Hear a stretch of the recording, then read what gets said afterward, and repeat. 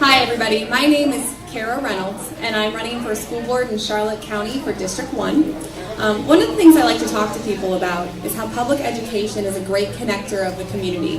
And if you look over at the park or you ever go to the park and you see kids in our park playing, you know that you're a part of their future and you're giving back to them just by being a citizen of this community. I used to teach in Charlotte County Public Schools. I have a Master's of Education in Curriculum and Instruction.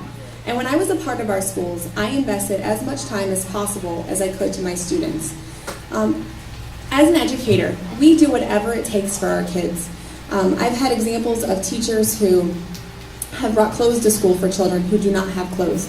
There are examples of teachers who will make food for kids who do not have, like for example, I had a kid who had never had banana bread, and banana bread's kind of a staple in my house. So one night I went home and made banana bread and brought it back for my kids.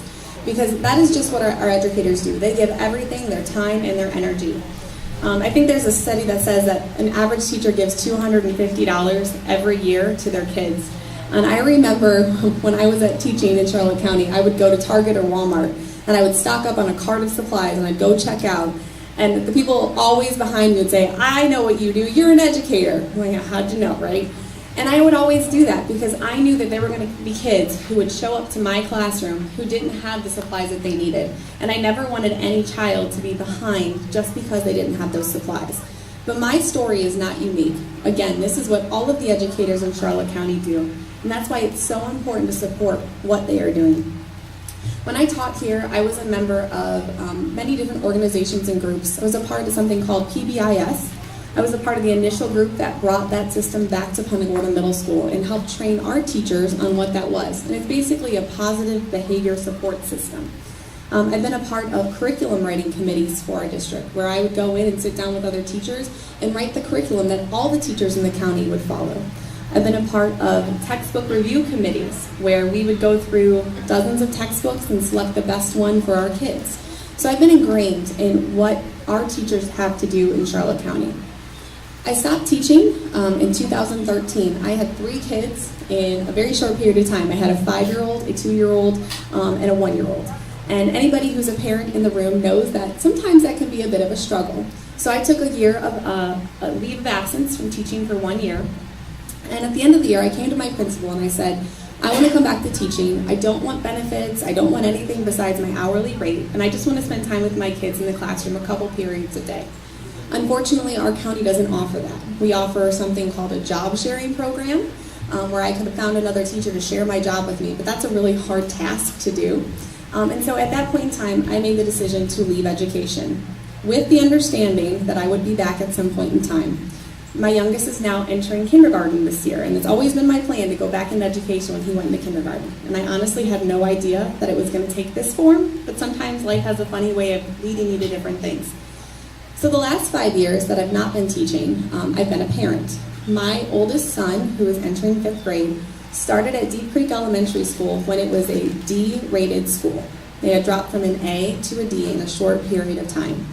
And we had a lot of hard conversations in my house about, do we really send our kid to a school that's rated a D school? But because I knew the teachers in this community and how much they cared about our kids, I knew we would not stay a D school. So I made a commitment to my family that when our kids started at Deep Creek, I would be as involved in that school as I possibly could be. So as a parent the last 5 years, I've been a member of Deep Creek Advisory Committee, their SAC committee, as their secretary, and I've brought educational-backed initiatives to that school that have since been implemented. I'm also a member of the Transportation Review Committee for the district, which when parents have a problem with transportation needs for their kids, they can request to have an allowance done for them for some changes, and I'm a part of that committee that reviews those and approves or disapproves them. I've also been an active citizen of this community and involved in many different organizations. My latest is that I've been the class president of the leadership class of 2018, which is something that the Chamber of Commerce puts on, and you apply and you get selected. And my class nominated me to be our president this year. And I'm very proud of what we achieved. We raised $35,000 to give back to local nonprofits in our community, and $25,000 of that we're donating back to the Charlotte County Public Schools Arts Program. And so even as a citizen, I've been involved in our schools and trying to get more funding and money into our schools and our teachers' hands because they're the ones that need it. I'm also a business owner. My husband and I own a company with about 100 employees. And I take great pride in what I do at our company. My number one focus has always been my employees, because I know if I have happy employees, I'm going to have happy customers at the end of the day. So my focus has always been our culture. And when you talk about culture, it kind of relates back to a school culture. And if you ask our teachers in Charlotte County, do you love coming to work every day? They're going to tell you they love their students and they love what they do, but the pressures that's coming down from our district and our state are sometimes too much. We've currently lost a number of teachers from our district. Last year we lost 22 staff members from one middle school alone. So when you're turning over a third of the staff at a school, it's going to disrupt the daily functions of those kids, and what they come back to in the fall is going to be very different than what they left. We have to get a grasp on our teachers leaving.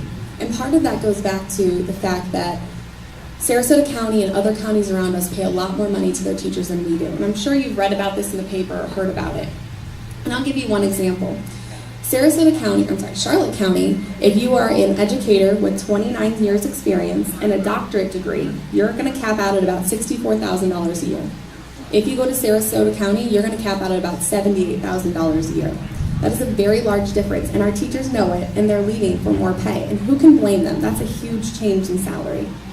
So as a district, we need to get a better grasp on our teachers' pay and making sure we're competitive with the surrounding districts. This upcoming year, we have about 100 new teachers starting in our schools, and we have 950 teachers on staff about that. So when you have more than 10% of a new teaching staff coming on district-wide, that shows that there maybe are some issues. And I know there have been some retirements and other things that lead to that, but really, 100 new teachers out of 950 is a great number. So back to being a business owner. As a business owner, I know what it takes sometimes to make really hard decisions for the ultimate growth of an organization. But I really am people-focused. So I always say to my employees, if there's a problem and you don't tell me about it, there's nothing I can do to fix it. So one of my priorities as a school board member is to be your voice. I've had parents and teachers raise concerns that sometimes they can't get a hold of their school board members, and they feel like those are my representatives. I should be able to talk to them. Now, while I might not be able to give you an answer, I can sympathize with you. I can listen to you. So if you have a concern or a complaint, I want you to know that you can come and talk to me whenever, and I will listen to what you have to say. I've committed to setting office hours so that way any citizen of the community will know each week or each month when my office door will be open and we can sit down and have a conversation, because I want you to have access to me so I can hear your concerns. Also, this is really important for our staff. Our teachers feel like they don't have a voice in the district. There's a lot of top-down approach, and our teachers need to feel a bottom-up approach. We need to bring them into the conversations. They are professionals in the classroom. If we have a problem, I feel like they probably have some solutions to fix that problem, but we have to incorporate them into that. So I propose having citizen advisory committees and teacher advisory committees where they can meet with board members and say, here's what I see is an issue. Can we work on a solution together? And again, sometimes those solutions may not be possible, but giving them a voice and giving them the opportunity to at least express those concerns is what I think is most important. Also with our school board workshops are held on a Tuesday morning at 9:30. As a teacher who worked in Charlotte County, there was never a single opportunity that I could get to one of those meetings. And I know there are a lot of citizens that would like to go and can't attend because they have jobs as well. So I propose having our school board workshops live streamed on Facebook. It's very simple, it's effective, it's free. People say, is everybody in the community on Facebook? Well, my grandma's 80 and she's on Facebook and sends me a lot of messages. So everybody can learn Facebook, it's not that challenging. So I would also donate any materials that are needed to make that happen from my school board salary, because I don't want to see taxpayers have to pay for access. That should be something we all get to enjoy. I also think that it's very important that we include our students in these conversations. As a parent with 3 kids in our schools, I get to see firsthand what our kids are going through and what our district and state ask them to do. And it is heartbreaking. My child, who's entering 5th grade now, when he was a 3rd grader, took his first round of FSA testing, which is our Florida Standards Assessment testing.